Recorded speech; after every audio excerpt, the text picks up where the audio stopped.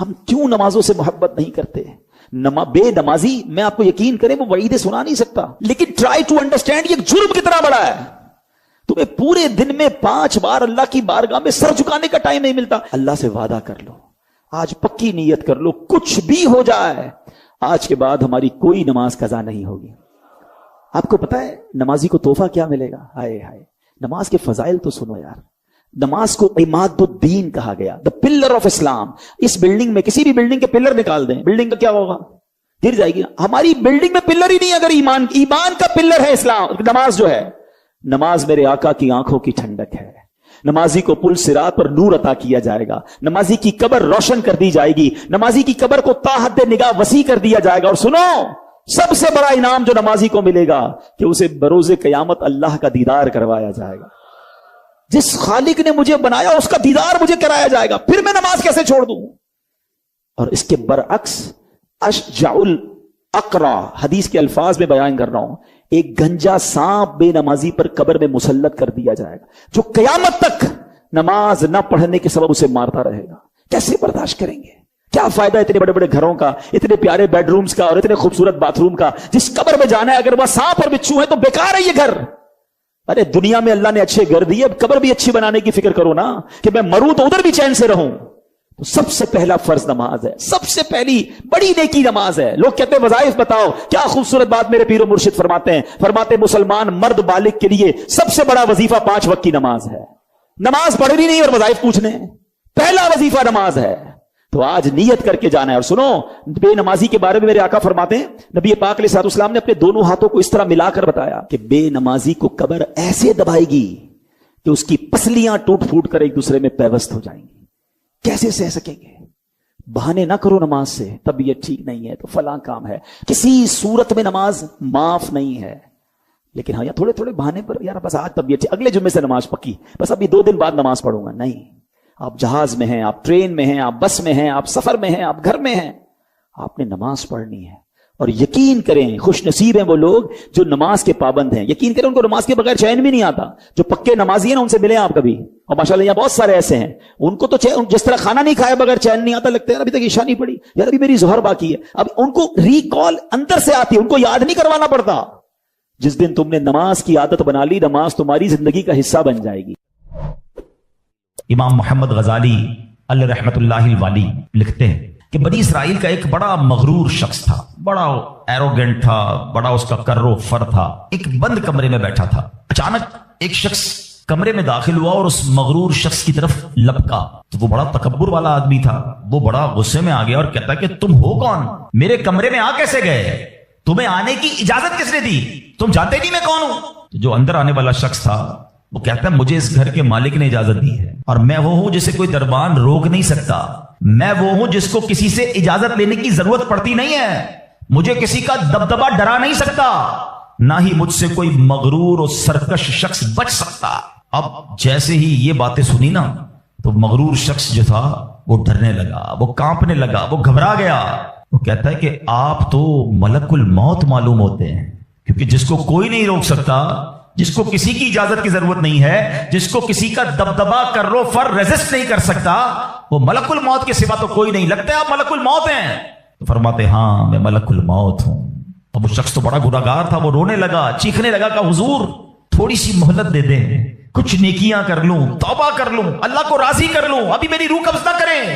ہائے ہائے، ملک الموت فرماتے تمہاری سانسیں پوری ہو گئی ہیں، اب تمہیں کوئی ٹائم نہیں ملے گا۔ اگر تم نے، وہ پوچھتا ہے حضور مجھے کہاں لے جایا جائے گا مرنے کے بعد؟ فرمایا اس مقام پر جہاں تو نے اعمال بھیجے ہیں، اس گھر کی طرف جو تو نے تیار کیا ہے۔ وہ شخص کہے گا حضور میں نے تو کوئی گھر تیار نہیں کیا، کوئی نیکی آگے نہیں بھیجی۔ ملک الموت فرماتے ہیں پھر تمہیں بھڑکتی آگ کی طرف لے جایا جائے گا، جہاں تمہارے گوشت پوشت وہ آگ نوچ لے گی۔ یہ کہہ کر ملک الموت نے اس شخص کی روح کو قبض کیا، اس کے پورے گھر میں کوہرام مچ گیا، گھر والے رونے لگے۔ اے میرے پیارے اسلامی بھائیوں، یہ واقعہ ہم سب کو کیا سکھا رہا ہے کہ جب موت آنی ہے نا، جب وہ وقت آ جانا ہے، تو پھر 1 منٹ بھی آگے پیچھے نہیں ہو سکے گا، کوئی اس کو ڈیلے نہیں کر سکے گا، بلکہ جس حالت میں ہوں گے نا اسی حالت میں روح قبض کر لی جائے گی۔ ہماری موت کا وقت لکھا ہے، مقام بھی لکھا ہے، یہ چینج نہیں ہو سکتا.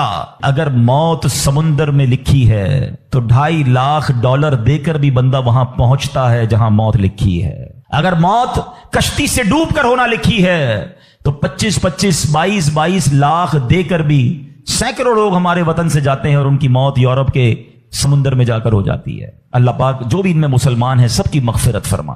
مگر میں نے اور آپ نے اس سے عبرت کیا لی کہ بندہ وہاں پہنچے گا جہاں اس کی موت لکھی ہوئی ہے. ایک بار حضرت سلیمان علیہ نبینا علیہ الصلوۃ والسلام کی بارگاہ میں ایک شخص بیٹھا تھا. آپ کی بارگاہ میں ملک الموت آیا اور اس شخص کو ذرا گھور کے دیکھنے لگے. واپس چلے گئے. وہ شخص کہتا حضور یہ کون تھے جو آئے تھے اور مجھے گھور کے دیکھ رہے تھے؟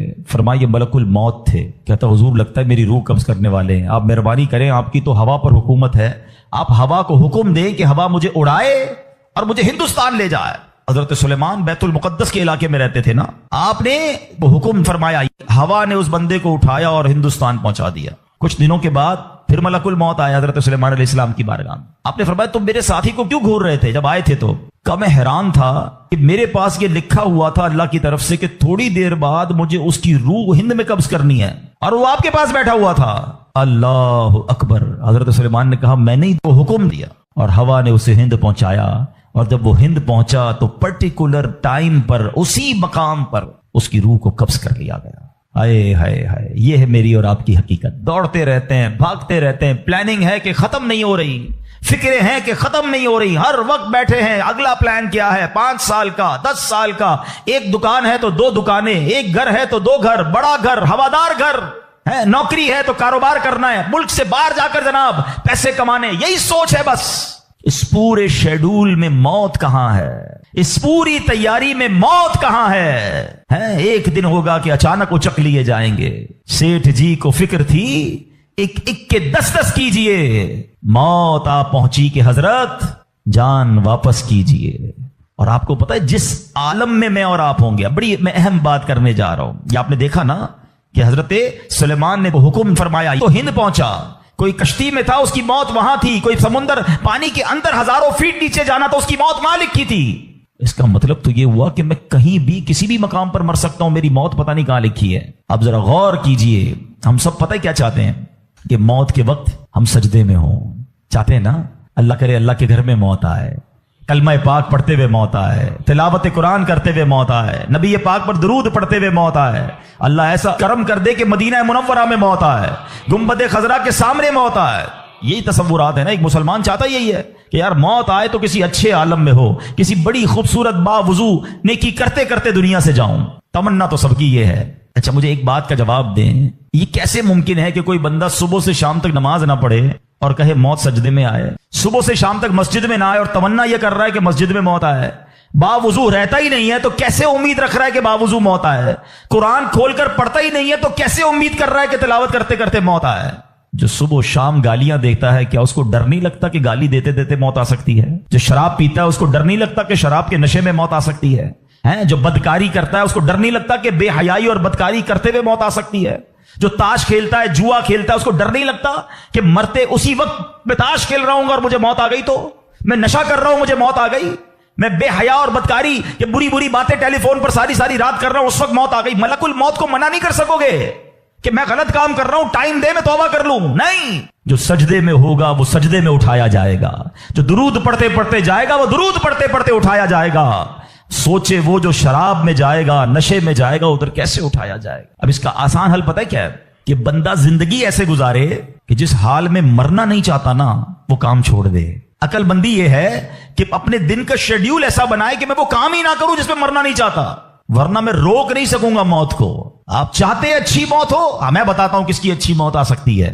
جو ماشاءاللہ 5 ٹائم پابندی سے نماز پڑھتا ہے، جو روزانہ تلاوت قرآن کرتا ہے، جو بار بار تسبیح نکال کر تسبیح بھی پڑھتا ہے، درود بھی پڑھتا ہے، جو دکان پر بھی جاتا ہے تو نماز کا ٹائم ہو تو نماز کے لیے کھڑا ہو جاتا ہے، جو حلال روزی کماتا ہے، جو گناہوں سے اپنے آپ کو بچاتا ہے. ارے اس کی تو 24 گھنٹے میں کبھی بھی موت آنی ہے. سبحان اللہ. وہ رات کو سوتا ہے تو باوضو سوتا ہے، اس نیت سے سوتا ہے کہ فجر میں اٹھنا ہے. رات کو بھی جائے گا تو انشاءاللہ شہید کا مرتبہ پائے گا. دن میں کسی وقت موت آئے گی تو کوئی اچھا ہی کام کر رہا ہوگا نا. اب آپ سوچ لیں کس عالم میں مرنا ہے. اچھا ایک اور دل پر چوٹ کرنے والا جملہ سن لو. کون کون چاہتا ہے مرتے وقت زبان پر کلمہ طیبہ جاری ہو؟ ہائے ہائے. فضیلت پتہ ہے کیسی ہے؟ حدیث پاک میں آتا ہے جس کی زبان پر، حدیث کا مضمون ہے، آخری کلمہ لا الہ الا اللہ ہوگا دخل الجنہ، وہ جنت میں داخل ہو جائے گا. ہم ہر مسلمان چاہتا ہے. ٹھیک ہے، آپ سب نے ہاتھ اٹھایا کہ آپ سب چاہتے ہیں مرتے وقت کلمہ پاک زبان پر ہو. اب ہاتھ نہیں اٹھانا، آپ سے پوچھ رہا ہوں، اپنے آپ سے ہی پوچھ رہا ہوں، آج پورے دن میں کتنی بار کلمہ پڑھا ہے؟ اس پورے ہفتے میں کتنی بار کلمہ پڑھا ہے؟ عجب کہانی ہے ہماری، یقین کریں عجب کہانی ہے. مرتے وقت سب کو کلمہ چاہیے، زندگی میں کلمہ پڑھنے کا ٹائم نہیں ہے. اللہ اکبر. سکرات کو جانتے ہو کیسا ہوگا؟ زبانیں سخت ہو جائیں گی، بندہ اتنی تکلیف میں ہوگا کہ کوئی لفظ ہی نہیں نکلتا منہ سے. ہمارا تو بخار میں لفظ نہیں نکلتا، سکرات کی کیا بات کروں میں. جس وقت زبانیں بھاری ہوں گی کلمہ کیسے ادا ہوگا جب تم نے زبان کو عادی نہیں بنایا. ہاں، ایک بزرگ کا بڑا پیارا کال میں نے سنا تھا، وہ فرماتے ہیں اپنی زبان کو کلمے کا عادی بناؤ، جس وقت سکرات کا عالم ہوگا زبان بھاری ہوگی اس وقت بھی کلمہ جاری ہو جائے گا. مبارک ہونے جو روز کلمہ پاک کم از کم ایک تسبیح تو پڑھ لیا کرے یار. 100 بار کلمہ پڑھنے میں دیری کتنی لگتی ہے؟ کلمہ پاک اچھا افضل الذکر حدیث پاک میں کہا گیا سب سے بہترین ذکر جو ہے وہ لا الہ الا اللہ. کتنا کرتے ہیں ہم؟ سوچے نا، ہم اب اپنے آپ کو کتنا دور رکھے ہوئے ہیں اپنی موت کی تیاری سے، اپنی آخرت کی تیاری سے، اپنی قبر کو روشن کرنے کی تیاری سے. نہ کریں میرے پیارے اسلامی بھائیوں ایسا. صرف دنیا نہیں ہے، ہم اس دنیا میں آئے ہیں نا. قرآن کہتا ہے، سورہ ملک پڑھتے رہتے ہو نا، قرآن میں رب کیا فرماتا ہے؟ الذی خلق الموت والحیات لیبلوکم ایکم احسن عملا. اللہ اکبر. اس میں کیا فرمایا رب نے؟ جس نے موت اور زندگی پیدا کی کہ تمہاری جانچ ہو کہ تم میں کس کا کام زیادہ اچھا ہے. میں اور آپ جو آئے نا دنیا میں، واٹ از دا ریزن؟ موت اور زندگی کو پیدا کرنے کا مقصد یہ ہے کہ چیک کیا جائے کون اچھے کام کر کے آتا ہے. یعنی آسان لفظوں میں ہم سب کو امتحان کے لیے بھیجا گیا ہے. ہم اس دنیا میں آئے ہیں، ہمارا ٹیسٹ ہو رہا ہے. آپ کہیں یار اتنا بڑا ٹیسٹ؟ ہاں، یہ 50 60 70 سال کا ٹیسٹ ہے. اور اس کے بعد جو اچھے اعمال لے کر جائے گا، 3-4 گھنٹے کے امتحان کے بعد ایک کلاس آگے بڑھتے ہو نا، ایک آپ کا درجہ آگے بڑھتا ہے. تھوڑا ٹیسٹ بڑا ہے مگر انعام ایسا ہے کہ جنت میں داخل ہو گئے تو پھر کبھی نکالے نہیں جائیں گے. ہاں، قرآن کہتا ہے ہم فیہا خالدون، ہمیشہ ہمیشہ جنت میں رہیں گے. اگر جنت میں جانا ہے تو یہ ٹیسٹ پاس کرنا ہے. یاد رکھیے، صحابی رسول حضرت طارق محاربی رضی اللہ تعالیٰ فرماتے ہیں اللہ پاک کے آخری نبی صلی اللہ تعالی علیہ وسلم نے مجھے نصیحت کرتے ہوئے فرمایا، یا طارق استعد للموت قبل الموت. اے طارق، مرنے سے پہلے موت کی تیاری کر لو. ہاں، یہ نبی پاک نے فرمایا. اچھا، میں ایک سوال کرنا چاہتا ہوں. اگر میں آج آپ سے ایک سوال کروں کہ ہم میں سے کسی کو پتا چل جائے کل کا دن آپ کی زندگی کا آخری دن ہے اور کل رات آپ دنیا سے چلے جائیں گے، ایک دن ہے آپ کے پاس، ایک مسلمان اس ایک دن کو کیسے گزارے گا؟ سچ بتائیے. کیا وہ کل دکان پہ جا کے کاروبار کرے گا؟ کیا وہ کل جا کے پیسے ڈبل کرنے کی کوشش کرے گا؟ کیا وہ کل جا کے فرنیچر مارکیٹ میں فرنیچر بنوائے گا؟ یا کل جا کے معاذ اللہ دوستوں کے ساتھ فلم دیکھنے کا چاہے گا، چلو یار آخری دن ہے ذرا موج مزے کر لوں؟ یہ کیا کرے گا؟ اگر عقل مند مسلمان ہوا تو ایک دن ہے تو مسجد میں گزارے گا، تلاوت میں گزارے گا، توبہ میں گزارے گا، ذکر و اذکار میں گزارے گا، اللہ پاک سے معافی میں گزارے گا، کیونکہ آخری دن ہے. یہی کرو گے نا اگر پتا چل جائے. مجھے بتاؤ کہ ہمیں پتا ہے ہمارا آخری دن ہے کہ نہیں ہے؟ ہمیں تو کل کی بات چھوڑے آج رات کا نہیں پتا ہے، تو پھر کیوں تیاری نہیں کر رہے؟ پتا چل جائے تو تیاری کریں گے. میں تو پہلے ہی بتا رہا ہوں آپ کو. آپ میں سے کتنے لوگ بیٹھے جن کو پتا ہے کل صبح تک زندہ رہیں گے؟ مجھے بھی نہیں پتا، آپ کو بھی نہیں پتا. جب پتہ ہی نہیں ہے تو پھر کیوں تیاری نہیں کر رہے؟ پھر کیوں توبہ نہیں کر رہے؟ پھر کیوں حرام کی طرف ہم جاتے ہیں؟ خدا را یاد رکھیے میرے پیارے اسلامی بھائیوں، قبر میں جا کر اتنا پچھتاوا ہوگا گناہگار کو. بلکہ روایتوں میں آتا ہے، پیارے آقا علیہ الصلوۃ والسلام نے فرمایا جس کا مضمون ہے مرنے کے بعد نیک بھی پچھتائے گا، گناہگار بھی پچھتائے گا. عرض کی حضور گناہگار پچھتائے گا یہ تو سمجھ آتا ہے، نیک کیوں پچھتائے گا؟ فرمایا گناہگار تو گناہ کی وجہ سے پچھتائے گا، حدیث کا خلاصہ ہے. فرمایا نیک اس لیے پچھتائے گا جب وہ آخرت میں نیکیوں کا اجر دیکھے گا نا تو وہ کہے گا کاش میں اور نیکیاں کر لیتا، وہ جو فضول ٹائم ضائع کیا تھا اس میں اور اللہ کا ذکر کرتا، اور نوافل پڑھتا، اور عبادت کرتا.